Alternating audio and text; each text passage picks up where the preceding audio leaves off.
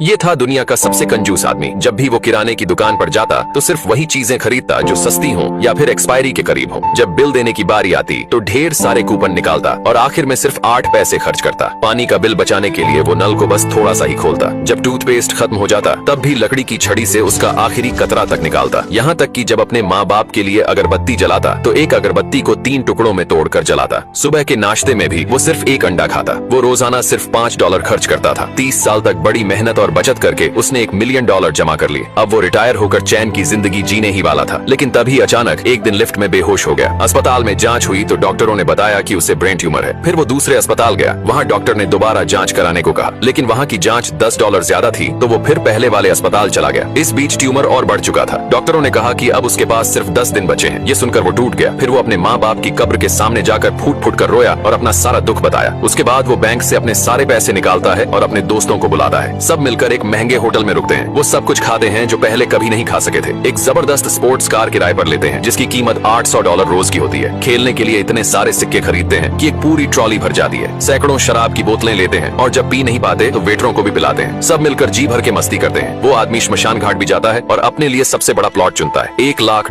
के नकली नोट खरीदता है जो मरने के बाद जलाए जाते हैं। वो मरने वालों वाला मेकअप भी करवाता है ताकि सब कुछ पहले से तय रहे। आखिरी दिन वो अपने घर लौटता है। वहाँ रखी हुई एक एक्सपायरी हो चुकी सॉसेज खाता है और थोड़ी ही देर में बेहोश हो जाता है। उसके दोस्त उसे फौरन अस्पताल ले जाते हैं। जब वो होश में आता है तो डॉक्टर बताते हैं कि उसकी रिपोर्ट गलत थी। उसे ब्रेन ट्यूमर था ही नहीं, असल में उसे फूड पॉइजनिंग हुई थी क्योंकि उसने सड़ी हुई चीज खा ली थी। ये सुनते ही वो जोर जोर से रोने लगता है क्योंकि उसने अपनी पूरी जिंदगी की कमाई कुछ ही दिनों में उड़ा दी थी।